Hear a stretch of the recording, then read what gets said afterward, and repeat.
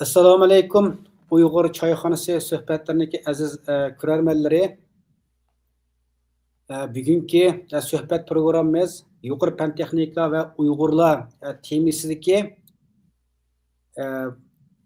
bu suhbatniki davomi maxsus degan kvantum haqida tushuncha degan bu nuqtada to'xtalamiz.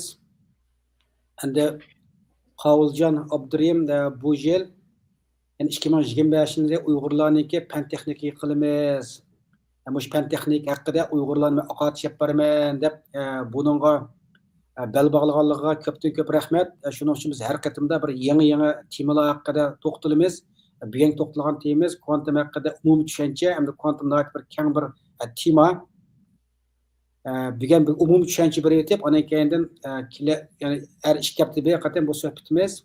Har qatimda kvantumning ichiga kirib, uning har qaysi tarmoq nimalariga haqida so'zlaydi. Assalomu alaykum Qovuljon. Uyg'ur choyxonasi suhbatli programmamizga Yaponiyadan naq maydon qatnashib berganligingizga chin ko'nglimdan rahmat aytaman. Va alaykum assalom. Bugungi suhbat temamiz yuqori degandek kvantum haqida umumiy tushuncha. Bugungi suhbatni hamsa siz boshdan munosabatli savollar qasman so'rayman. Ekran sizda. Assalomu alaykum aziz qarindoshlar. Hozirgi vaqtingiz xayrli bo'lsin. Men shu 2025-yil kirgandan boshlab yuqori fan texnika va Uyg'urlar temasida yana asosli 4 cho'ng tema, masalan, kvantum texnikasi, sun'iy aql, uning keyinda uchur texnikasi va cho'ng sonliq ma'lumotlar munosabatli shu 4 cho'ng sohada 2025-yili bu sohalarni bir programma qilish niyatida 2025-yili yuqori fan texnika va Uyg'urlar yili bo'lsin deb boshlagandim. Shunga bugun degan vaqtda bugun shu kvantum texnikasi umum tushuncha. Kvantum haqida umum tushuncha so'zlaymiz. Kvantum degan nima ekan bu? Nerede ishlatilgan, hozir qanday ishlatilibdi degandek. Aniq o'rganmoqchi bo'lganlar nereden boshlab o'rgandigan. Degan mush bir qator savollarni cho'rdigan asosda bir 30-40 minutlik suhbat olib boramiz. Shunga qatnashayotgan qarindoshlarningki qatnashib qolmay boshqa taqib qo'yishinglarni ham barlab qo'yishinglarni umid qilamiz. Başlayalım. Bugün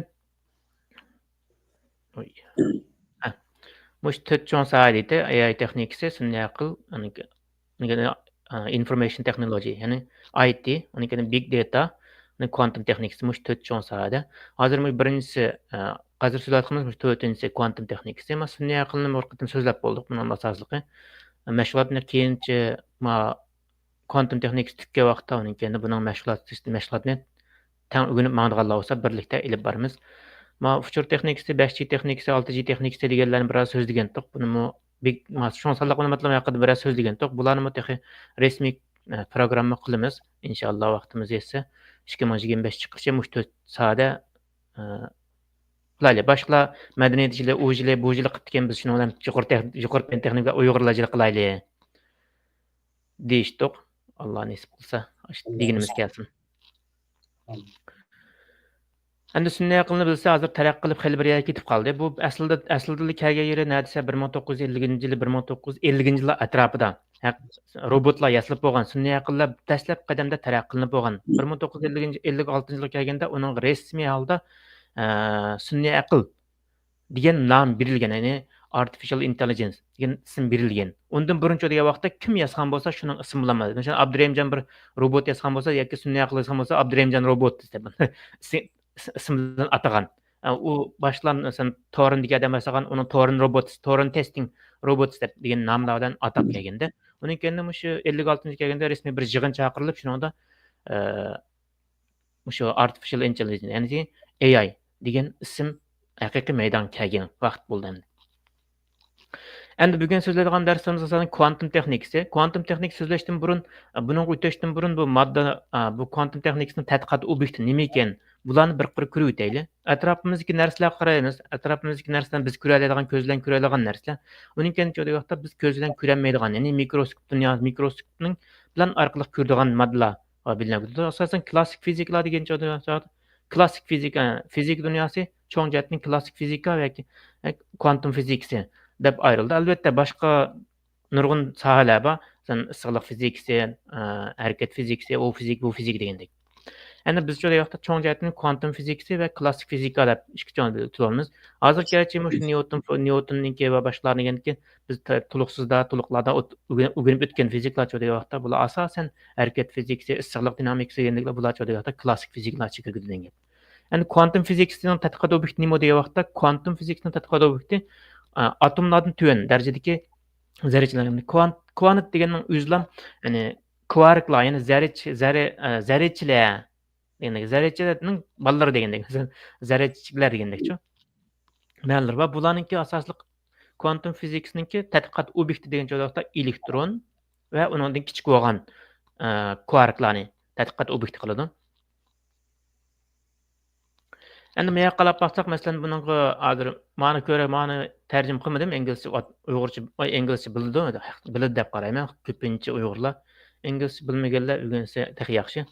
Bolsa keçirim hepimiz bilýärdim-de, köpünçe uýgursa ingliz bilmeýdiganlar. Aşlı ilacı var birlik dihan tilida hazır maş atalygylarny bir azrak uýgurça bir düşündirip ketken bolsa ýaxşyrak bolar. Meselem meýär bir suw damçysynyňki, suw tamçysynyňki mysala sözlenigend. Endi suw degen bilisler fizik biz başlany oýdunmy tuluksuzda, tulukda bu kimya derslerinde, fizik derslerinde bularny öňüp ötümiz. Yani atomlarnyňki tüzlük formulasy, yani kimyalik reaksiýalar degen derslerimizde suw ýokda bir oksigen, iki talçy hidrogen atom bilen birikişi arkaly andan bir tal suw molekulyny hasyl kıldy. Suw moleküllary jygylyş arkaly degen bolsa suw hasyl kıldy.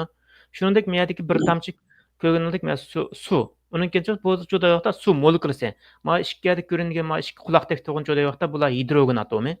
Ma çoň joda ýokda oksigen atomy. Yani iki tal oksigen atomy we hidrogen atomy we bir tal oksigen atomy joda ýokda bular muayyen bir bag arkaly bagynyş arkaly joda ýokda suw molekülisini hasyl kıldy deň gep. Yani bularning tüzülüş joda ýokda içi kirip garagan wagtymyzda her birisining atom molekula onun içine kirgen joda atomlar bolar. Bäriňizde hidrogen atomy, oksigen atomy dep. Yani bular joda ýokda meýäde biz gözlük koygan hazır atomlaryň sırtı joda ýokda elektronlar we onuň içinde joda ýokda proton we neutrondan düzüldi. Mana garasaňlar atom sırtydaky joda ýokda elektron. Bunyň içindeki joda ýokda nükleer diýimiz. Yani bu joda ýokda proton bilen neutronly bilen. Endi bizning tadqiqat obyekti kılgan ýerimiz joda ýokda muşu atomdan tüwellep ketken elektron kısmyny. Bäzi döwletler joda hazır tehdim terakki kılganlar joda ýokda bu proton bilen neutron tadqiqlady. Bunyň içindeki joda ýokda kvarklar, yani UD diýen namlar konulan up down type dep anda kvarklar bar, zerreçikler bar degen gep. Bulan joda ýokda muşu kuantum texnikasida kollandyganlaryň kollanymyz degen gep. Hazır joda ýokda bizning kollanýan atgymyz elektron we protonlarny kollanýanlar bar. Asasen bunyň tehlik säwiýebek jogary bolgaçka bunyň texniçe ýetişip bolan mawtymiz. Bunu tadqiqat obyekti kılıp atgan, tajribe kılıp atganlar bar. Kvarklarny we kvarkslarny, yani zerreçiliklerni. Onun kençe protonlar, neutronlar tadqiqat obyekti kılıp atganlar bar. Hazır joda ýokda köpünçeleri elektrony işleýär. Masalan, Xitaynyňki işleýär atgan joda ýokda proton. Yani yoruglyklykynki foton, yoruglykyň birligi emasmy? Foton tadqiqat obyekti kılıp atdy. Bäziler joda ýokda ion, masalan ion bolsa natriy xlor diýen wagtda natriy plus xlor minus boldy. Aşna joda ýokda bäziler ionlarny işleýär. Yani bäziler joda wagtda moleküllarny işleýär atganlar bar degendek. Endi köpünçeleri şu elektron bilen endi fotony işleýär. Endi bularninki çoňluk kança çoňlukda bular zade dedigan kelip çykdy ganda. Meselem biz görüp atdyk 1 nanometr. Yani 1 nanometr diýen joda ýokda onuň -9 derejesi metr boldy deňe. Mana garap masalan joda ýokda, meselem molekülniň wagtyda onuň -9 derejesi metr eken. Demek bu 1 nanometr deňe. Meýa garasaň astydan bar meni. Anda joda ýokda atom joda ýokda onuň -10 derejesi nanometr. Yani 0,1 nanometr. Deňe. Muşunda kiçilep maňa joda kvarklar diýen joda ýokda onuň -18 derejesi boldy deňe. Bu hazır diýiş asan bolgan bilen alaqy buny mikroskop dünýäsinde bayqaş we görüş, onu küzetiş bir gep, onça küzetkendiň keyin joda onu işiltiş, ýani başga bir mesele tehnik deňe. Qarasanglar elektronlar bunday to'xtavsiz harakat qilib turdi. Amaliyotda bu harakat bizni ko'ringani bilan buning harakati nihoyatda tez. Buning harakatini biz mayad ekan deb belgilab bo'lolmaymiz. Buni Heisenberg aniqsizlik prinsipi degan bir prinsip bor. Buning uchun yoqda elektronlarni biz o'rnini muqim bilolmaymiz. O'rnini bilsak, uning to'lqinli holatini yo'qotib qo'yamiz. To'lqinni bilsak, uning o'rnini yo'qotib qo'yamiz degan bir Heisenberg aniqsizlik prinsipi degan bir prinsip bor. Buni keyingi darslarimizda cho'nqurlab texadam tushuntiramiz. Qanday prinsip bu? Nimda maydonga kelib qolgan degandek. Endi bu quantum texnics degan shalaqqa dunyoga kelib qolgan, bunday kelib hozirlik kelib qolgan narsa emas bu. Biz faqat qachon bildik degan vaqtda shu Google kompyuterlar, IBM Google'dan IBM şirketi, andan Microsoft şirketi, Microsoft. Ular degan vaqtda quantum kompyuterini yasab, yana oxirida Microsoft yasadi hamda. Qolgan degan vaqtda IBM, bularmi IBM va Google. Yana bir degan vaqtda biz bilmaydigan birsi bor. D-Wave degan bir şirket bor. Bu degan vaqtda maxsus shu hayotini xuddi quantum texnics atgan bir şirket desek bo'ldi buni. Bu degan vaqtda oldin qatam bir kompyuterni bozorga soldi bu. Quantum kompyuterni $10 million deymi bir kompyuter. Nendek. Endi bu yoqqa qarasanglar hozirgi bu ishlarni shug'ullanayotgan shirkatlarning tizimligi bor. Bu yoqqa qarasanglar nurg'un shirkatlar bor. Buning eng oldiga chiqqanlar degan vaqtda shu D-Wave bilan Google, uning keyin degan vaqtda IBM degan shirkatlar. Endi bularning taraqqiyoti qarasanglar 1900-yillardan boshlandi degan gap. Bular shunday kelib Einstein davri, uning keyin boshqa masalan Shor algoritm degan algoritmlar, Crow algoritm degan algoritmlar bor. Ya'ni Mashkning algoritmini biz o'rganamiz. Agar imkoniyat bo'lsa darsda naqmaydan dars qilamiz balkida. Bular degan vaqtda maxsus shu hozirgi shifrlashtirish texnikasini buzib yetadigan algoritmlar deb qaraymiz. Hamiyatma quantum kriptografiya deb demadi. Quantum shifrlashtirish degan gap shu. Uning keyin degan vaqtda bundan boshqa hozirgi yana texnikalar degan vaqtda quantum aloqalash bor. Quantum radar degandek narsa, quantum sensor degandek narsa, degan vaqtda quantum GPS degan narsa maydonga kelyapti. Bular mush quantum texnikasininki taraqqiyotininki mevallari deb qarasak bo'ldi. Albatta buning yaxshi yarab ishlasak yaxshi, yomon taraf ishlasak yomon degan gap. Endi mana qarasanglar, mana ismlarni bilasizlar, bular beka o'tirib yig'inashdik, uni qildik, dunyo buni qilib o'tdik deb o'tganlar emas bular. Bular amaliy ish qilganlar, har birisi birdan olima bularningki. Bular bosh odamlar emas, bayatın degandek cho'ldiyoqda o'sha Heisenberg deganlar, anikin joyda Thomas Young, Schrödinger deganlar, hammasi mushada bor deng, Einstein deganlar. Endi bular degan vaqtda bularning orasida bir ayol bormikin? Bir ayol bor, deyim. Ayollarmi bo'sh emas degan gap, Uyg'ur ayollarmi bo'sh emas qo'yamdi. Shu bularni har birisininki ayrim quantum fiziksiga qo'shgan tuhfalari bor degan. Quantum fiziksiga qo'shgan tuhfalaridan sirt o'zining tadqiqot doiralari ham bor. Bularningki ko'pincha biz ko'rdiganlarimiz qaysi deganda Schrödinger tanglimasi, ya'ni Schrödinger equation deymiz. Shuningki andikin Schrödinger tajribasi bor. Bularni so'zlaymiz. Keyin andikin Bohrning atom molekular formulasi, atom formulasi degan bir nimasi formulasi bor. Boshqa Einstein'ninki nisbiylik nazariyasi, keng doiralik va tar doiralik nisbiylik nazariyasini buni quantum fizika bilan bog'lab turib keyin dars so'zlab o'tamiz. Boshqa Planck degan odamlar bor. Bularniki degan vaqtda ayrim to'xtaladiganlar bor, to'xtalmay o'tadiganlar bor. Shu ma'lani bir ko'rib qo'ysanglar bo'ldi. Uning keyin degan vaqtda bu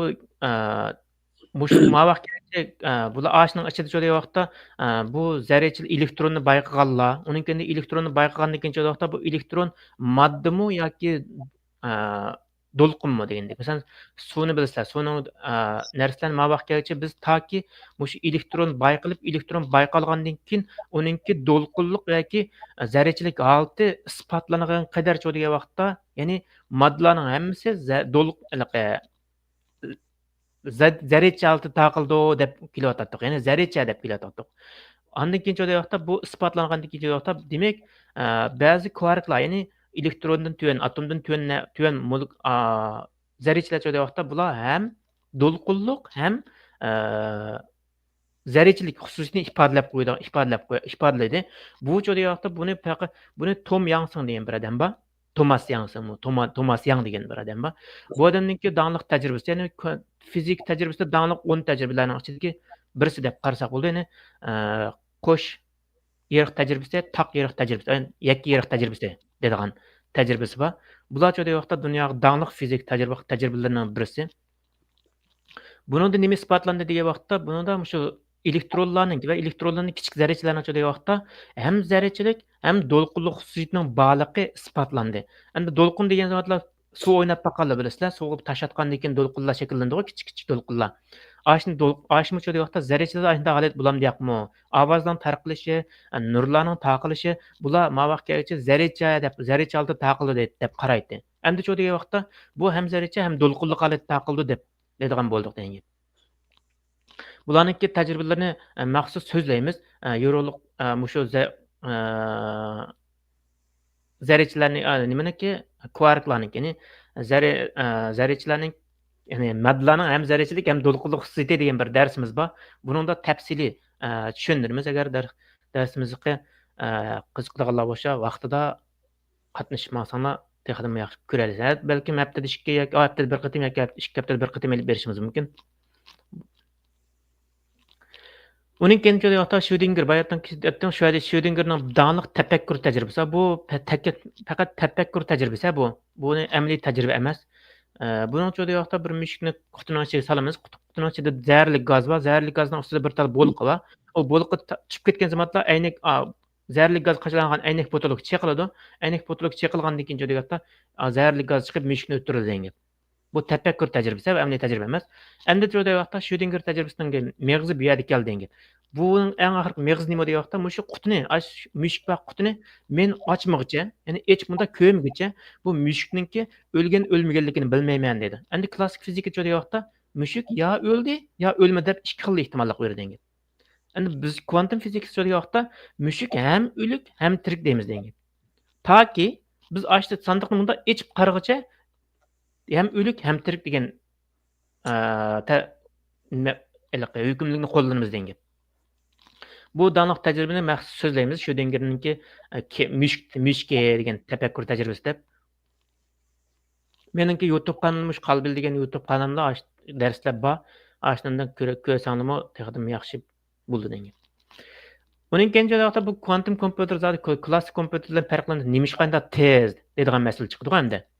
Endi bularningki kvantum texnikasini joyda bir superposition deydigan bir holat va yana alayda holat, ya'ni men alayda holat deb tarjima qilgandim buni. Inglizcha superposition deymiz. Endi buni degan vaqtda buni alaylik nima degan vaqtda masalan deyli bir maktab mudiri deyli. Maktab mudiri bir 50 sinf bor maktabning mudiri. U mudir degan vaqtda har qaysi sinflarning tajriba nimasini tekshirmoqchi. Sinfning tozalik ahvolini tekshirmoqchi-da. O'quvchilar qaytib ketdi. Shundan degan vaqtda bu maktab mudiri har bir sinfga kirib tozlikni tekshirib chiqib oxirida ishxonasining oldiga kelgan vaqtda ochqichi yo'q. Demak, ochqich nima chiqib qolgan bo'lishi mumkin? Sinflarning birisi chiqib qolgan bo'lishi mumkin-da. Endi klassik kompyuterning ishlash prinsipi mushakkaga vaqtda biz qalbimizga ikki xil o'y keldi endi. Biz agar sinflarning birisi chiqib qolgan bo'lsa, har bir sinfga ayrim kirib izlaymiz endi. Bu bizning normal hozir o'ylayotganimiz endi. Endi klassik kompyuterlarning degan vaqtda hozir biz ishlatayotgan mush kompyuterlar degan vaqtda ishlash prinsipi shu. Har bir sinfga ayrim ochqichni tepish uchun degan vaqtda har bir sinfga ayrim birdan kirib chiqamiz degan. Bu kirib chiqqandan keyin joyda vaqtda ochqichi barni tapqicha to'xtamay kirib mangizda, balkim 50-sinfda bo'lishi mumkin, balkim 40-sinfda bo'lishi mumkin, taki tapqicha kirimiz degan. Bu klassik kompyuterning ishlash prinsipi. Endi kvantum kompyuterning degan vaqtda bularning ishlash prinsipi biroz farqli degan. Bayat dedim men superposition, ya'ni alayda holat bor. Bu degansa bayatning shu mushukning tajribasini dedim-ku. Taki biz yani qutini ochqicha mushukni ham o'lik ham tirik deb qaraymiz. Xuddi mushu prinsipga asoslangan ikki zarracha, ya'ni kvantum fizikasida kvantum kompyuter joyda ya'ni superposition alayda holat deymiz. Bu joyda vaqtda mushu kirish ig'izi kelgan vaqtda o'zining qilollaydi. Masalan bayatdan 50 sinf bor-ku, maktab mudiri shunday ochqichni tutib qoldi, kirib qanday kirib bo'lsam bo'ladi, 50 sinf ayrim kirishim kerakmi dedi. Uni u vaqtda kvantum kompyuter davriga kirdi. Shu vaqtda bular aş 50 yüzni 50 kilolay degan gap. Yüzni 50 kilollab, aş 50 sinifga tengli kirib chiqadi degan gap. Tengli kirib, ochqichni tep chiqadi degan gap. Ma'ni qaragan vaqtda mana ikkisini selishtirsak, klassik bayatdan klassik kompyuterda, ya'ni birin-bir kirib izlash bilan mana tengli bir vaqt kirib, bir vaqt tep chiqish degan buni qarasak, vaqtimiz ham tez bo'ldi-ku, buni aqalli huquqini bo'ldi degan gap. Hamda kvantum kompyuterning tezligi mushu holat, mushada bilindi degan gap. Yana birisi buningki cho'ng sonli ma'lumotlarni biraqli teng elib bag'achqa, buni keyin oxirida yana bir misol bor, shuni texnik oson tushunasizlar. Endi yana bir so'z kvantum fizikasi bu nimaga qanda sun'iy aql qanda yordam bo'ldi? Ya'ni shu sun'iy aql bo'lamdi, mashina o'rganish bo'lamdi yoki cho'nqur o'rganish bo'lamdi. Bular qanda yordam bo'ldi degan vaqtda odatda sun'iy aqllarningki yaslash prinsipi, ya'ni mashina o'rganishlarniki qanda harakat, qanda mashg'ulot qilganligini, ya'ni qanda ishlaydiganligini bilib olsak degan joy. Bilgandan keyin vaqtda biz buni ishlatayotgan datalar hozir masalan cho'ng large language model deydigan LLM bor. LLM, yani large language model. Bular joyda vaqtda masalan 70 B, onun keyin 100 necha B, 200 necha B deydigan, 400 necha B deydigan bo'lsin. Aslında hozir basichadi degan gap. Endi bu nima deganlik degan vaqtda masalan 70 B degan gap 70 million parametr degan gap-da bu. Endi bizningki hozir biz ishlatayotgan kompyuterlar joyda vaqtda 70 B ni so'rayolmaydi degan gap. Ya'ni ishlatamamiz, chunki uningga ketadigan GPUlar yuqori bo'lishi kerak. GPU'larniki. Endi shu yoqda biz shu tuven darsiga 8 B yoki 7 yoki undan kichik 12 dan kichiklarni ishlatishimiz mumkin degan gap. Uyingizda ishlatasiz degan gap. Endi undan yuqorilab ketgan yoqda uni ishlatamasiz degan gap. Ya'ni alayda kuchli kompyuterlar, alayda CPUlar yuqori bo'lgan kompyuterlar bo'lishi kerak degan gap. Endi hozir bizning ishlatayotganlar mushincha, ya'ni 400 necha million parametrlar bor degan gap. Endi undan yuqorilab ketsa 1 million parametr, 500 million parametr, 1 milliard parametr bo'lib ketsa. U vaqt yo'qda kvantum kompyuter davriga kirdi degan gap. Ya'ni shu 400 millionlik parametrlarni klassik kompyuterlar 8 kunda, 5 kunda, 1 haftada yoki 4 kunda sarf qilgan narsani yo'q vaqtda klassik kvantum kompyuter yo'q vaqtda balkim 2 soatda, balkim 15 minutda, balkim 10 minutda degandek birdamda qilib bo'ldi degan gap. Bayatdanqi buni ishlash prinsipi yo'q vaqtda bayatdanqi biz deganlik tangli o'zini tangla harakat qilamizni tangli harakat qildira oladi degan gap. Ma klassik kompyuter aylanib harakat qildi degan gap. Bir qatam o'qitib bo'lgandan keyin yana bir qatam keldi, yana bir qatam o'qitib bo'lgandan keyin yana bir qatam to'xtamay aylanib turdi degan gap. Endi kvantum kompyuter joyda tangli aylandi, hammani tangli aylantirdi degan gap. Shuning uchun joyda vaqtda buni surati haddidan ziyod. Mana qarasana mana. Bu shu mashina o'rganishningki, ya'ni sun'iy aqlningki ishlash prinsipi deb tushunsangiz bo'ldi degan. Odatda bu endi oddiy emas. Mala bunda musha chik-chiklar turadi, bular murakkab o'sha algoritmlarni ishlatadi degan. Uning keyin yo'qda sun'iy aqlning bayatini dedik, agar mushu kvantum texnikasi yo'qda sun'iy aqlga haddidan ziyoda tezlaydi degan. Hozirgidan tezlaydi degan gap. Agar kvantum kompyuterlar hozirgacha 1000 kubitlikni hisob bo'ldi. Agar 1 million kubitlik chiqara olsa degan vaqtda hozirgi bizningki shifrlashtirishlar, hozirgi maxfiylashtirishning hammasini yo'q qilib oladi degan. Yo'q qilib oladi deb ishinadi, ham shuning uchun degan vaqtda davlatlar to'xtovsizda mush kvantum texnikasiga mablag' solib va kvantum shifrlashtirishni nurg'un mablag' soladi degan gap. Chunki o'zida bor bo'lgan hozirgi klassik shifrlashtirishni degan vaqtda bularni kvantum shifrlashtirishga aylanmagan ahvolda boshqalar tez harakat qilib uningki shifrlarni o'g'irlay oladi ham harakat qila oladi. Masalan, alaylik. Bizda bir uyg'ur chiqdi deydilar-mi? Kallas ishlaydigan kvantum shifrlashtirishni haqiqiy voyaga yetkazadigan. Shu o'zining bir algoritmini yasab chiqdi. Ya'ni nima algoritm deganda bir shifrlash hozirgi klassik kompyuterlardagi shifrlashtirishni buzib oladigan bir algoritm yasab chiqdi deydi. Shu misol Xitoyningki atom bombasiningki shifrni yeshit olgan bo'lsa, uni o'zi yana bir shifrlashtirib, uni ular ishlatamaz qilib qo'ya olish mumkin. Yoki bo'lmasa uni o'ziga aylantirib atalishi mumkin degan gap. Bu mushundaq ma'lumotni aloqa deyish oson bo'lgan bilan buni xatarni tafakkur qilish, o'ylasang haqiqatan nihoyat cho'ng ish bo'lib ketadi buningda. Shuning uchun shu vaqtda hozirgi eng oz mablag' solganlar 100 milliard mablag' soladi degan gap. Mush kvantum texnikasi va sun'iy aql texnikasi. Bular kvantum texnikasiga Jungoning solgan mablag'i 100 milliard deyishib ketdi degan gap. Mush yaqinqi 2025-yillik mablag'lar. Qolgan uningdagi mablag'lar necha milliard degan gap. Endi buning uchun yoqda bayatdagidek cho'ng sonliq ma'lumotlar. Hozir biz ishlatayotgan sonliq ma'lumotlar masalan Facebookning 1 milliard yuz ishlatgichi bor desak masalan, uningda rasmlar bor, tekstlar bor, xatlar bor demoqchini.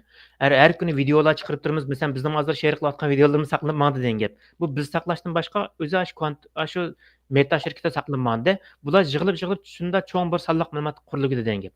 Bularninki qanchaki sotsial medianing turi ko'paygan sirchi deyapti. Ya'ni sun'iy aqlning turi ko'paygan siri deyapti. Buningki hosil qilgan sonliq ma'lumotlar shunchaki ko'payib ketadi degan gap. Ya'ni masalan alaylik hozir 100 milliard GB terabaytlik ishlatayotgan bo'lsak deyapti. Balkim keyin bir ham 500 milliard hatto undan ko'p sonlarni deyamaymiz endi. Aşağıda yig'ilib ketishi mumkin degan. Bir qancha kun degan. Masalan, Meta shirkatining bir degan gapi bor. Biz hozirgacha shu insoniyat barliq kelib hozirgacha bo'lgan datalarni hammani ishlatib bo'ldik deydi. Hammani ishlatib bo'ldik, ham ishlatyapmiz deydi. Endi jo'yapti bizningki bundan keyingi taraqqiyotimiz nima bo'lishi kerak degan vaqtda biz yangi datalarni hisob chiqarishimiz kerak. Yangi datalarni ishlab chiqarishimiz kerak deb uni qo'yadim. Shunga qaraganda shu dunyo dastasana 2025 2016 dan boshlab hozirgacha dunyoda qurilgan ana big data center debchi cho'ng sonliq ma'lumotlar markazi. Mushlar qancha qurilganligini da qarsangni bilalasizlar. Eng az Jungo qarsangni Jungoning eng az 7-8 10 ni qurib oldi degan gap. Davlatniki bu. Boshqa sen Alibabaning o'zining bor, Tongshin shirkatining o'zining bor degandek-da, Tencentniki va boshqa shirkatlarning o'zlarining bor degan gap. Baidu shirkatining o'zining bor degan gap. Endi mushnaga nurg'un mablag' sarflayotganligini ko'rasiz. Nima degan vaqtda chunki sun'iy aql cho'ng sonliq ma'lumotlar bo'lmay turib taraqqiy qilolmaydi. Cho'ng sonliq ma'lumot cho'ngayib ketsa vaqtda sun'iy aqlda taraqqiy qildirishmi masala bo'lib qoldi. Bu vaqtda kvantum texnikadan birlashtirib texnikani unumli foydalanamiz degan. Endi kvantum texnikasining tonal effektiga deydigan bir narsa. Masalan, chiplarni yaslash var. Masalan, chip sizlar bilasizlar aqchan 2 nanometrlik chiplar, 3 nanometrlik, 5 nanometrlik, onun keyin Jungo chip yasanmaydi, unda qilinmaydi, hay deydiganlar nurg'un bor degan gap. Yasavotdi. Yasab o'tirib qo'yavotdi, buni isbotlarla o'tirib qo'ysa men ishonmayman degan gap. Ko'chada o'g'irlasam yasadimi? Yasadi. Bo'ldi bitdi. Ya'ni o'zingiz nima qilsangiz qilib o'zingizningki erkinligini qo'lga keltira olsangiz, demak siz qilib qilgan bo'lasiz degan gap. Uni qanday qilamsiz? Urush deganda tishlab yengib olsangiz yenggan bo'ldi endi urush endi. Ashunga o'xshash. Bu pen texnikadagi urushma shunga o'xshash degan gap. Ya'ni 2016 dan boshlangan bu pen texnik urushi. Oxirgi kelganda hozir kelganda bek keskinlashib ketgan. Bundan keyin texnikada keskinlashishi degan gap. Taki kim hukmron bo'lguncha shu keskinlashmagan degan gap. Kim hukmron bo'ldi, undan keyin cho'da vaqtda to'xta. Biz astroq ma'ayla, bu axloq degan masalan bor. Buni bek taraqqiy qildirib olsak, hozirgi insonlar bunga maslashanmaslik mumkin. Yoki bo'lmasa bundan keyingi bizga xatar olib kelishi ehtimolligi bo'lishi mumkin. Shunga buni astroq taraqqiy qildiraylik va buningki axloq o'lchimini va tizgilash o'lchamlarini o'tirib qo'yaylik deb xuddi BTTga o'xshash bir markaz birlik qurildi degan buningga. Ya'ni o'lcham bekitilgan o'rin degan gap. Hozirgi vaqtda Amerika va Yaponiya ijod qiladi, aniki Xitoy kopiya qiladi, buning vaqtda Yevropa qo'pab standart bekitib qo'yadi. Ya'ni jingni ko'tarib kelib ekil jinglab beradi-da. Endi vaqtda dunyo buni o'zgaradi degan gap. Hozir bag'an siri Amerika yasaydigan holatini to'xtab qolish ehtimoli bo'ladi degan gap. Balkim kim oldiga kiribdi, kim keyin qoldi buni keyingi vaqtlarda ko'ramiz. Hozir qarasanglar, haftalik yangi narsa chiqib turadi degan. Yangi sun'iy aqllar barliq bo'ladi va texnika kuchli bo'ladi degan gap. Buni xabarlarni ko'rib qo'yinglar ancha-muncha. Shundan texnika yaxshi.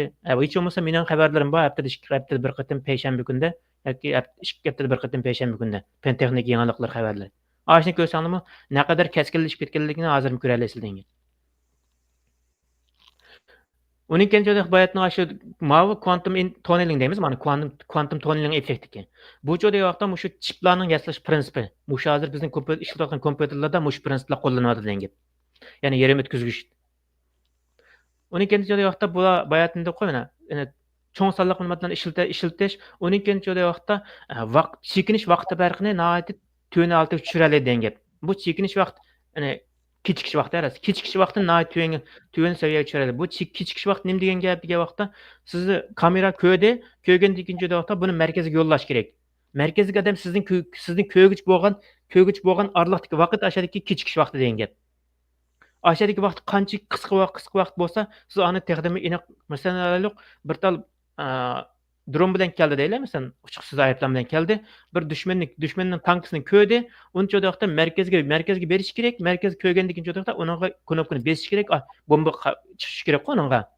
Agar kechikkish vaqt çoda 5 minut bo'lib qolsa masalan deylik, o radar ko'rgandan keyin merkezga yo'lladi. Merkezga kelguncha vaqt 5 sekund yoki 5 minut ketdi deylik. Uni bosgandan keyin tank saqlab turamdi, kelar tusha beshimga deb. Men keldi-ku. Endi shuningdek bu kvantum texnikasi vaqtda osh kechikish vaqtini nihoyatda qisqa holatga tushiradi degan gap. Yana birisi bu shu hozirgi masalan Tesla, BYDning mashinalari bor-ku, Turkiyaning TOG degan mashinalari. Bular cho'da vaqtda shu kechikish vaqtini nihoyatda qisqa bo'lgan vaqtda bu mashinalarningki xatarga yo'liqishi va xatarning oldini olishi shunchaki unumli, shunchaki yaxshi bo'ldi deb qaraymiz degan. Endi bayatdan dedik Grove algoritmi va Shur algoritmi deb. Baratkin Grove algoritmi degan gap bayatdan shu sinf 50 sinfga bir maktab mudiri ochib chiqishni izlagan-ku.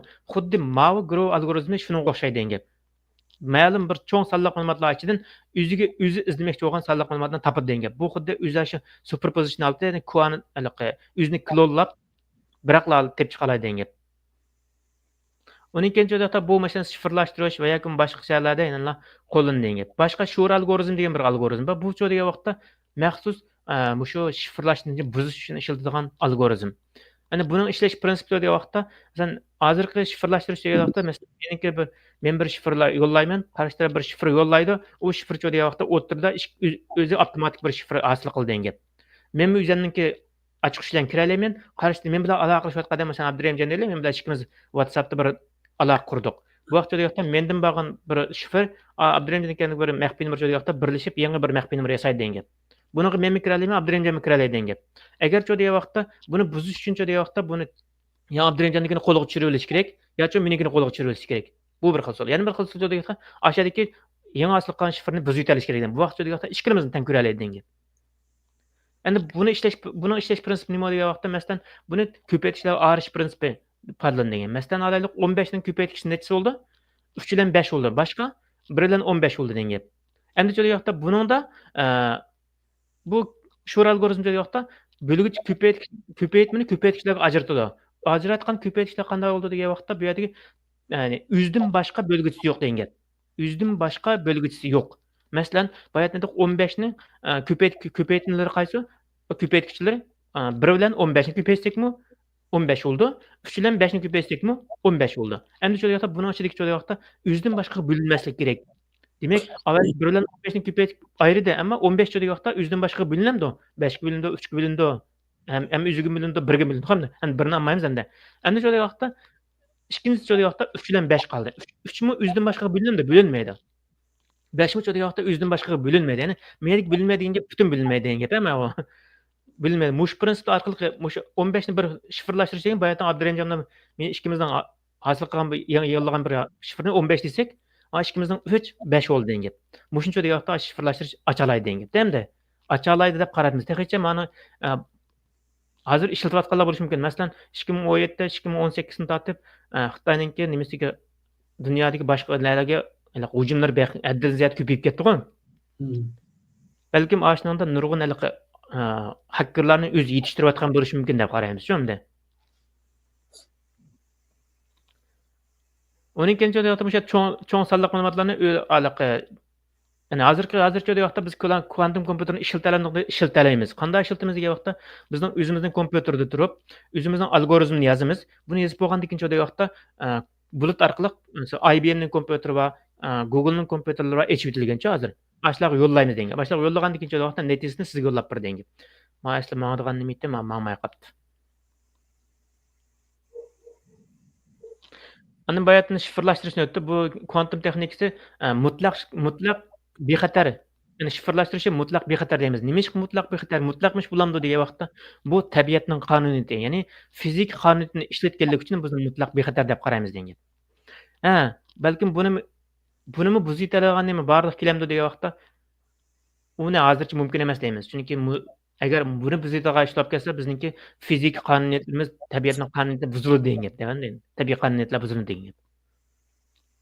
Mesela bayatınqıdek manda mağarın qarasana mesela bayatınqı şifrlashni H dedik qo'y. Mesela ma'nın klass kompüterler manda açılmadı. Birden manga degan gap. Endi kvantum kompüter joyaqda biraqla manga degan gap. Sen bayat mesela kompüter maxfiylashtirish yo'qda 1, 2, 3 o'g'in bo'lsa, sen klass kompüter joyaqda her bir qitim bir sharchini bir aylantirib, ya'ni ikkinchisini aylantirib, uchinchisini aylantirib, aylantirgan. Endi ma kvantum kompüter joyaqda ikkisini tanglab biraqla aylantir degan gap. Ya'ni 3 den masalan mana 4 ekan qo'y. Masalan mana 4 ni biraqla aylantir degan. Superposition holatida. Mana shu yoqda 0, anikini bir qitim aylantirdi, yana bir qitim aylantirdi, ayda qilib, masalan, shu 2ninki darajasi bo'yicha mana degan. Hozirgi shifrlashtirish yoqda 2ninki 2048 darajasi. Shifrlashtirish bor degan gap. Mana 2ning 10 darajasini hisoblaydiganlar xil oz chiqishi mumkin hamda 2020 darajasini hisoblaydiganlar qanchalik bo'lishi mumkin uni o'zlari bildi degan gap. Ya'ni 2048 darajasi degan gap buni hisoblash emas, u sonni yozish xil masala degan gap. Hozirgi shifrlashtirish ahaylar degan gap. Ashni nihoyat cho'ng sonliq ma'lumot qo'yamda. Mana qarasak mana. Mana hech kim 4 tal kubit ishlatibdi mana. Har bir kubitniki har bir son 1 kubit bo'ldi. Aning so'zda mana 4 kubit ishlatgan. 4 kubit degan gap sanlar 2ninki 4-darajasi degan gap. Ya'ni 2ning 4-darajasi deganni ko'paysak 2 ko'paytimiz 2 ko'paytimiz degan gap. 2ni ko'paysak 4 bo'ldi. Yana birini ko'paysak 8 bo'ldi. Yana birini ko'paysakchi 16 bo'ldi degan gap. Ya'ni 16 qitim ma'nodirish kerak-da endi. Oddiy bo'lganda. Endi kvantum kompüter joyda vaqtda 4ni to'xtatib qatirib tangli ma'nodir degan gap. Ya'ni birisi menga olsa, birisi qarab turmaydi degan gap. Şuna tez degan. Endi hozirgi bu kvantum texnikasidagi nima raqobat nega ketib bordi degan vaqtda kvantum chiplarga ketib bordi degan. Nima ish qiladi degan vaqtda kim kvantum chiplarni yasab o'tirib qo'ya olsa, eng qo'ya olsa va odatiy kompyuterlardami odatiy insonlar ishlatadigan olib keta olsa, bundan keyingi kompyuterlarning xo'jasi bo'ldi degan gap. Ya'ni masalan, alayliq Microsoftni bilasizlar. Siz kompüterni ishlatgan Microsoft batı burunni tatib keyin alınbarlıq keldi degan gap.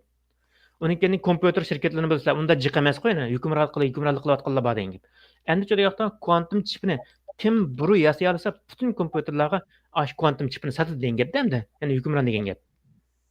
Hozir shu yoqda buningga mablag' solayotganlar Google shirkati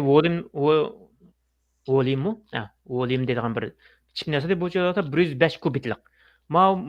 Uning keyin shu yoqda IBM, Microsoft'ninki yangi bir chip donatdi, Majory 1 deb. Majory 1 degan bir. Nimani uning keyin shu yoqda Amazonmi hozircha nimaga mablag' solishga boshladi. Amazonning nima edi? Silonmi ismi. Unutib qoldim. Amazonninki yasayotgan chipi ismi.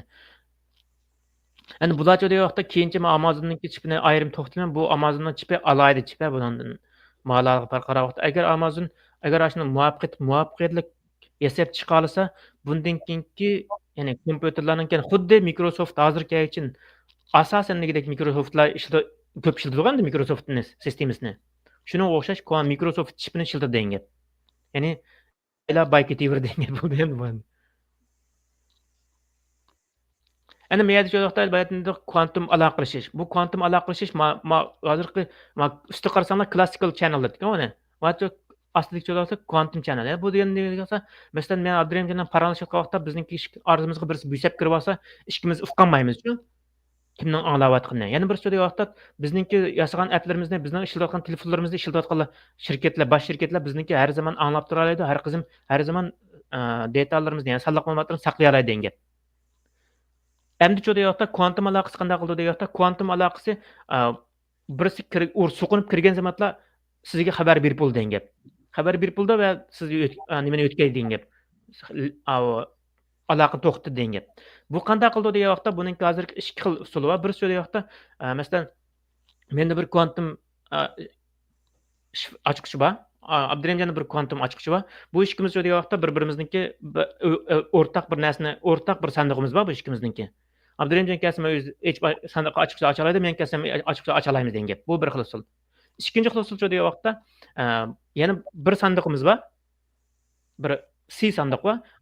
Endi Abdurahimjonda A bo'lsa, men B bo'lsam shu yoqda bu C sandiqcha yoqda ikkimizga bir entanglement, ya'ni chirmashqan yoki nenda alayda ta'sirlashgan bir zarrachalar orqali bizga shifrni yo'llab bergan, maxfiy yo'llab bergan gap.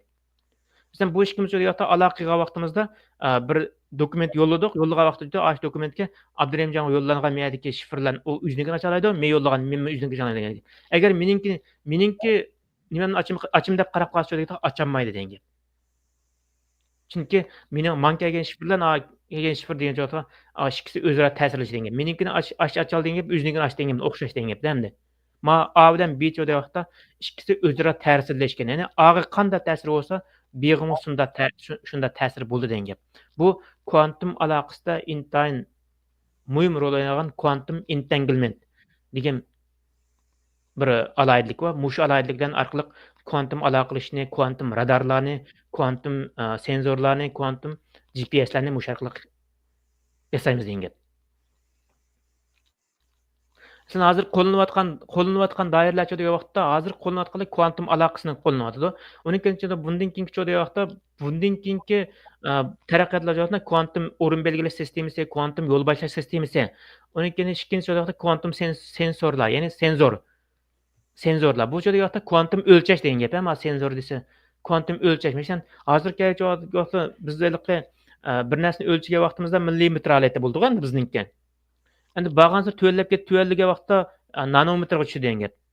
Nanometrda tuvan alat qila olamiz degan vaqtda balkim qila olishimiz mumkin degan gap. Hozir o'lchayolishimiz mumkin degan gap.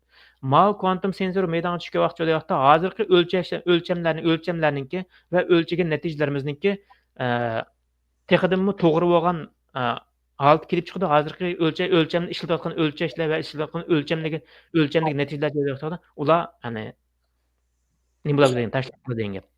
Yangi bir o'lchash natijalarini ishlatamiz degan gap. Endi yana bir so'rayotgan vaqtda masalan yo'l boshlash sistemasi dengizning dengiz ostidagi suv osti kiyimlar bor-ku, shularning yo'l boshlash sistemasi, ya'ni odatiy kiyimlarning yo'l boshlash sistemasi degan vaqtda kvantum aloqasi bilan kvantum entanglement ishlatamiz. Buning ishlash prinsipi degan vaqtda masalan buning ishlash prinsipi xuddi qushlarningki nishondan adashmay o'zi qaytib kelishi prinsip emasmi? Ya'ni qushlarning degan vaqtda bu yer sharining magnit maydonidan foydalanib qilgan deb ishini o'rganamiz endi. Endi degan vaqtda kvantum senzor degan vaqtda kvantum keyinchi vaqtda mushu yer sharining magnit induksiyasi. Bu degan vaqtda intayin kichik. Buni deb sizish uchun degan vaqtda yuqori energiya sensorlar bo'lmasa sizlamagan. Ashni bu mushu senzorlar taraqqiy qilgandan keyin degan vaqtda kvantum aloqasi taraqqiy qilgan mushu yerning magnit induksiyasini sizish orqali uningki o'rinni va yo'l boshlash sistemasi texmi to'g'ri, texmi yaxshi ilib bag'ini bo'ldi deb qaraymiz degan. Bundan keyin yer osti boyliqlarini tekshirgan vaqtimizda mushu kvantum senzorlar orqali texidami chunqur yer qatlamidagi narsalarni va yer qatlamidagi o'zgarishlarni, yer qatlamidagi metallarni izlash uchun degan vaqtda kvantum senzor, ya'ni ishiltirishning istiqboli bor degan. Boshqa degan vaqtda boshqa meditsinada degan vaqtda meditsinadami nihoyatda istiqbol bor degan. Alayliq masalan birisi rak kasali giribtor bo'lib qoldi. Hozirgi rak kasaliningki giribtor bo'lib muayyan bir vaqt o'tgandan keyin uningki rak kasalligi bo'lganligini diagnoz qo'yildi.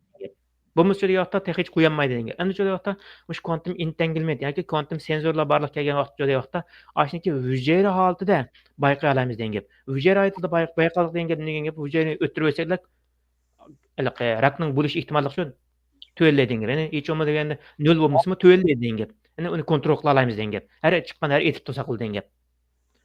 Bu bor. Yana bir so'z yo'qda mushu har xil mingni texidimi yaxshi ko'gini bo'ldi va diagnoz qo'yg'ini bo'ldi adam badaniga. Qaraymiz. Buning yo'qda mushu nimada istiqboli bor deb qaraymiz. Buning yo'qda meningki avadiki nimaninki kvantum biologiyasi degan bir darsim bor, oldin qatim yo'llagan. Ashnaga qarasanglar mushundan azroq tushunchalar bor. Undan boshqa entanglementmi, anikin senzor kvantum senzor degan darsim bor. Ashnaga qarasanglar mushu meditsinada ishlatilishi va boshqalarda ishlatilishi texidimi tafsiliy tunishtirilgan. Bo'ldi desa men so'zlaydiganlarim shaychi bo'lsin. Kelar qag'inni har qatimliq darsimizda tafsiliy ishlash prinsipi qanday, bular nimaga asosan qanday ishlaydi deganni tafsiliy tushuntiramiz. Bularlikqa kvantum fizikasi, kvantum texnikasi haqiqatan tushunish bek tez bo'lgan.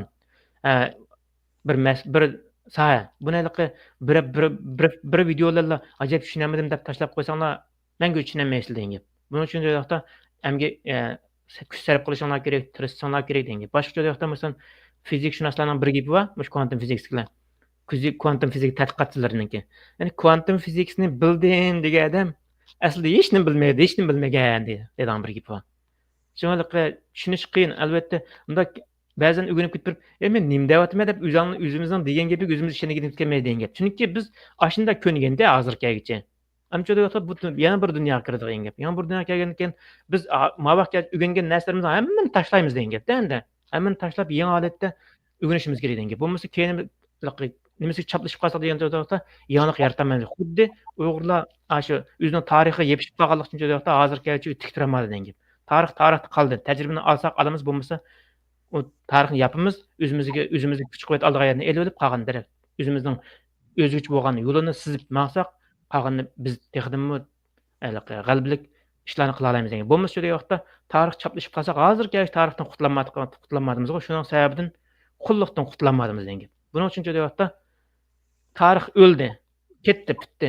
Undan shu vaqtda tajribani olamiz, o'rganimiz qolganini aşağı qo'yib birimiz ketimiz. Biz o'zimizniki yo'lini chizib, o'zimizniki qildigan ishlarni yaxshiroq qilib, uning kendan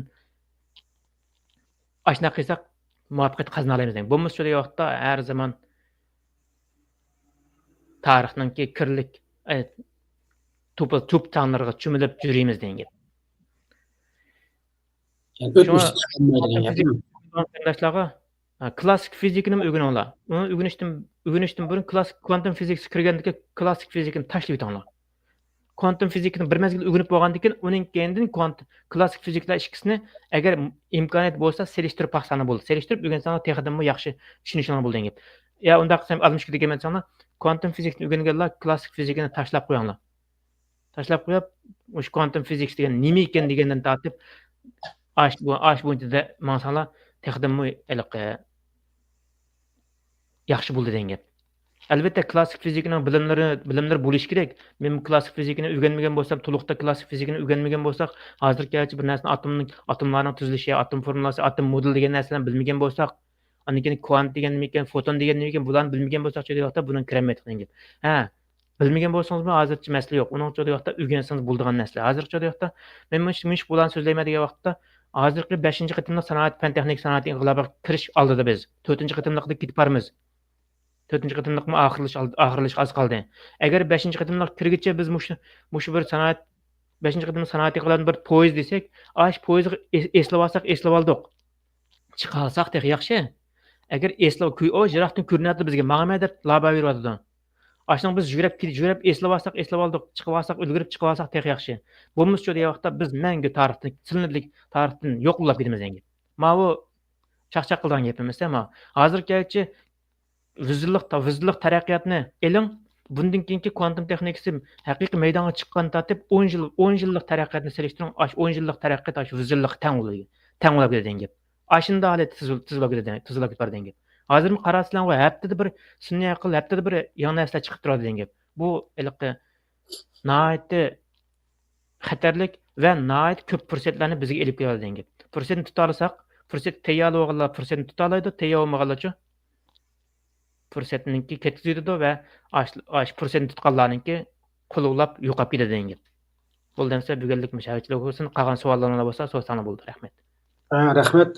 Qog'ozjamganda yaxshi obdan bir program bo'ldi. Bugungi o'sha kvantum haqida umum bir tushuncha berdingiz. Hamda kvantum bir kunlik o'xshashsa, qanday kelar nimadan boshlab shu kunlikning ichki qismiga kirib, bilimlargacha kiramiz degan gapda hamda. Endi o'sha kvantum texnikasiga oid bir narsa men bu yerdan chiqarib qo'ydim ekranga. Trump hukumati Xitoyning 50 ta ortiq shirkatni qor tizimiga kirgizib bo'yapti-da. Buning ichida 7 kvantum texnik shirkati bor ekan. Bu biramda Xitoyningki shu texnikalarni cheklashni asos qilgan va chiqimiz ekan. Bunun Trump hukumatining texnik chiqqandan yog'i Xitoyga bergan ajallik bir zarbisi. Bundas bugungi suhbatimiz mishagichi bo'lsin. Hozirda so'ragan savolimi, intasmi bir narsa yozmabdi. Men bir narsa so'rab qo'ydim, kallam kelgan narsa. Asabatlarınız ananiy fiziklar va kvantum nimasida ikkisini izlash nimasi emas, 50 sinf bo'lib qolib qolsa, ananiy nimasida sinf kirib tapamiz dedik. Bu kuantum nimasi bo'yicha hammasi bir xil birlik kirib chiqalaydi degan shtabqa. Mesela hazır muşma sunniy aqlda, men hozirimda sunniy aql mesela uzun bir maqoldan birini yezib evatmanda emas senga. Ya ma'lum bir gazetga bir narsa qilib, mush narsadagi asosiy mazmunini bir deb bergan bo'lsang, u bu desam, uni men bir o'qib ikki qur kelib bo'lguncha bu sunniy aql shu zaman javob berib bo'ladi, men so'ragan savollarimga. Ana mushniki ashilqi mulozimat nimasi? Naq mushu quantum nimasidan foydalanib nima qilmoqda deb qolmasam, leksiyaringiz anglagandan yog'ida. Sunniy aqlni texi quantum texnikasini qo'llangadek bo'lmaydi texi. Qo'lni qapqas texnik zo'p ekanda uningga. Bu bizning ishlatayotgan addetka nimalar bor? Parametrlar masalan OpenAI'ninki, masalan Grok'ninki, Gemini'ninki, anikina Xitoyning DeepSeek'ninki, Minus'ninki degandek-ku. Ularning unda cho'ng sonli ma'lumotlar yo'q-ku texi. Ularninki cho'ng til model deydigan, cho'ng hajmli til model deydigan, large language model deydigan, masalan DeepSeek'ninki nima Minus'ni qo'ydi-ku, o'tirib qo'yadi degan gap. Ana ular yoqda 70 million parametrni, masalan bizning kompyuterlar 70 million parametrlik nimalarni ishlatamaydi-ku, u 70 billiqnikini. Uning tuvalidan ishlatma ChatGPT, ana hozir biz kompyuterda to'rdan ishlatgan vaqtda bular bulut shaklda ishlaydi emasmi? Bulut shaklda ishlagandan keyin masalan hozir dunyodagi eng kuchli kompyuterga ega bo'lgan Elon Musk bor. Ana bular shunga Grok'bek taraqqi ketdi-ku. Ana bularning ishlash prinsipi bizning so'rgan savollar bek oddiy savol-ku. Bir so'rab bersak balkim 200 xatlik yoki 5000 xatlik bir savol so'ramiz endi. Shunaqa. Cho'da yoqda necha million parametrni bir aqla mangdira oladi degan. Bizning so'rgan savollarimiz uning oldida hech nima emas degan gap, shunga tuz degan. Shunaqa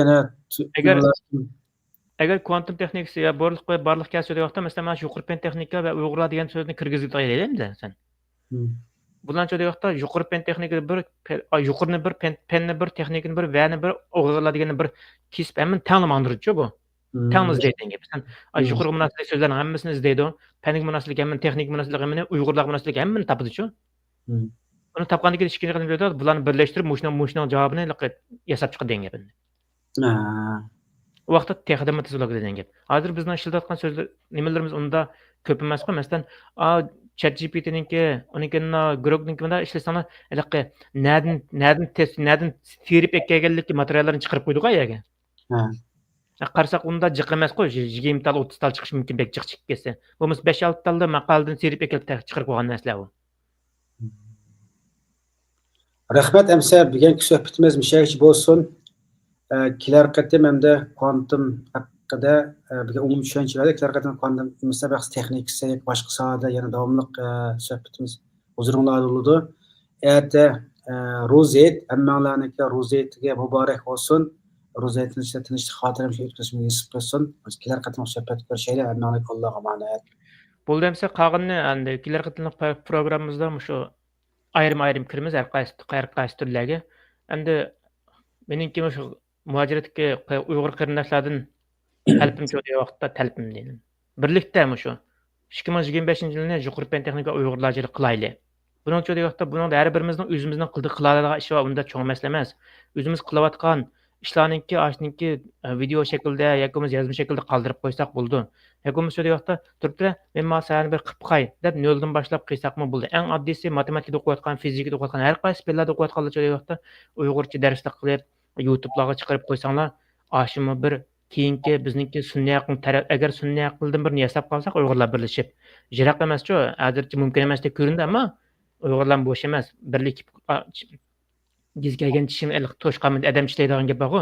Uyg'urlar oxirida odamdek bir dastur qolishi mumkin hamda. Shu vaqtda yoqda turibdi, bizning bir sunniy aqldan bir narsa degan yoqda bizningki ashla sonliq ma'lumot ambrimiz bo'ldi degan gapda. Bo'lmasa sonliq ma'lumot ambr topolmay ashada uni tarjima qilib bersang 5 qo'yverma, 5 dollar bilan buni bir şey gap bersang 10 dollar o'ynab yurimiz degan gap. Buning uchun yoqda Uyg'ur tilini qo'g'dayli, uni Uyg'ur tili til bayrami, ana til bayrami ekan, u bu ekan deb, madaniyatchilik ekan deb ularni kundan bir qatim tabriklab qilib bir yil o'tmay. O'zimizningki qo'ldan kelishicha qaysi sohalarni qila olsangiz shu sohani Uyg'urcha hech bo'lmasa bir bet bo'lsa bir bet. Ashni YouTube'ga yoki bo'lmasa to'rlarga chiqarib qo'ysanglar eng bo'lma degan vaqtda keyingi Uyg'ur sunniy aqlni taraqqiy qildirishga o'zingizning hassini qo'shgan bo'lsa ham hech bo'lmasa Uyg'ur tilida bunchalik birini qila oldim deb deyalaysizlar degan gap. Shunga o'zimizningkini dasturib yuqori pen texnika Uyg'urlar jili qilishga tirishayli. Balkim 2027-ge borgandan keyin buni dasturlamasak balkim mangu o'tirib qilishimiz mumkin. Buni Alloh bilir. Rahmat degan gapingizga men degan qopib men bu kunda dunyoda yangilik ketib bordi-ku hamda. Ben xabarni ko'rib ulgurib qo'yolmaydi adam. Degan qopiblarkim ChatGPT'ni so'radim, bir hafta ichida Uyg'urlar uchun bo'layotgan shu dunyoda bo'layotgan yangiliklar o'sha qilma bir qisqacha bir deb bergan bo'lsang deb buyruq bersam chiqirib berdi uchurlarnikini.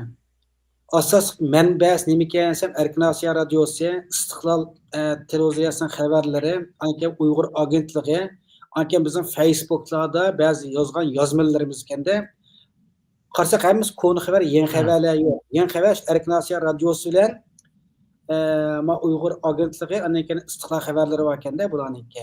Buni kirib o'tirib o'ylab qoldimda biz texnik ko'p uchurlarni o'sha sosyal medialarda, bu torbetlarni qurish orqali torbetlarda, bu torbet qurganlarning nimasini e'lon qilish orqali o'sha sun'iy aqlga ko'plab uchurlarni ta'minlasak bo'ldi ekan degan bir tushuncha kelib qoldim. Shuning ko'p qarindoshlarimiz Facebook'da kashkichalik yo'qolan narsaga jidalik nim qilmay, o'zimiz o'sha bir kitob tutib yozamdiq yoki nimish qilsak qildik, haqiqiy uchurlarni tor dunyosida hembehrlash orqali sun'iy aqlga manba qilib beraylar. Bu bir millat uchun qo'shgan bir cho'q to'pimiz bo'ldi ekan. Mening his qilganlarim, har qatim his qilganlarimiz ozoz o'rtoqlash orqali bir-birimizni ilhomlantirib turaylik. Texnik ko'p Uyg'ur uchurlardan o'zimizdan shundaqlar boshqalarning bahrilanishi uchun to'xtamay o'zimiz bildigan uchurlarni manbasidan yo'llab turaylik. Bunday bilgan suhbatimiz mishayish olsin, hammanglarniki ko'rib bergan ko'pdan ko'p rahmat. Taqib qo'yinglar. Facebook, Instagram, Twitter'larda taqiliyotida a'zo qo'yinglar. Hammanglarga Allohga emanet. Allohga emanet.